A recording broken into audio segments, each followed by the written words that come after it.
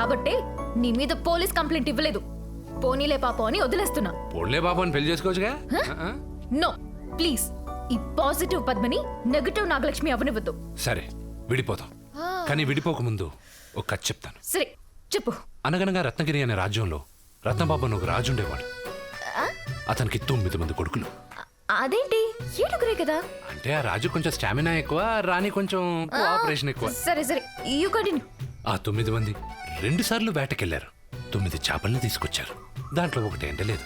ఎందుకు ఎండలేదని ఆరా తీస్తే 6 ట్రాక్టర్లు, 8 బస్సులు, 6 సైకిళ్లు, 7 స్కూటర్లు, 8 కార్లు, 9 గిడ్డిమాములు అడ్డం వచ్చాయి. దానివల్ల ఎండలేదు. మనం ఇప్పుడు అమీర్పేటకి కదా అమరావతికి. ఓకే, రే అసలు దీన్ని కదంటారా?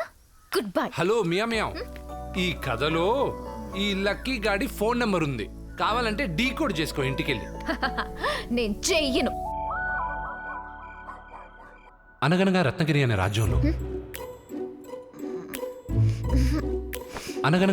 అనే రాజ్యంలో రత్నబాబు అని ఒక రాజు ఉండేవాడు. కళ్ళు మూసుకుంటే నిద్ర రావాలి గాని వీడొస్తున్నాడేంటి? ఈ కథలో ఈ లక్కీ గాడి ఫోన్ నెంబర్ ఉంది. కావాలంటే డీకోడ్ చేసుకో ఇంటికెళ్ళి. నేను చెయ్యను. చెయ్యవా? చేయలేవని నాకు కన్ఫర్మ్ గా తెలుసు.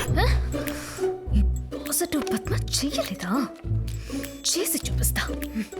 రత్నబాబు అనే రాజుకి 9 మంది కొడుకులు.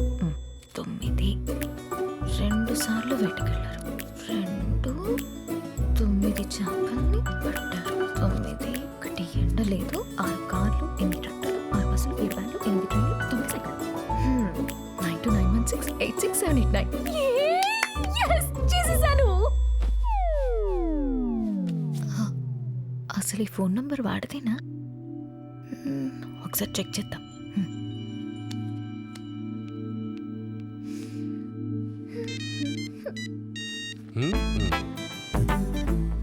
హలో హలో, ఎవరు? పద్మ, పాజిటివ్ పద్మ. డీకోడ్ చేయలేనన్నావుగా, నీ ఫోన్ నంబర్ కనుక్కున్నా. ఎందుకు చేసావో? ఎందుకంటే నాకు బ్రెయిన్ ఉంది. ఓకే, మనసు కూడా ఉంది. దాంట్లో నేనున్నాను. నో. హలో, గుడ్ మార్నింగ్ మియా మియా. నువ్వు మాటల్లో చెప్పలేకపోతున్నావు కానీ నేను ప్రపోజ్ చేసిన ప్రతిసారి నీ కళ్ళు పాజిటివ్గా రియాక్ట్ అయ్యాయి. ప్రాణం కన్నా ఎక్కువ చూసుకుంటాను. ఒక్కసారి పాజిటివ్గా ఆలోచించచ్చుగా.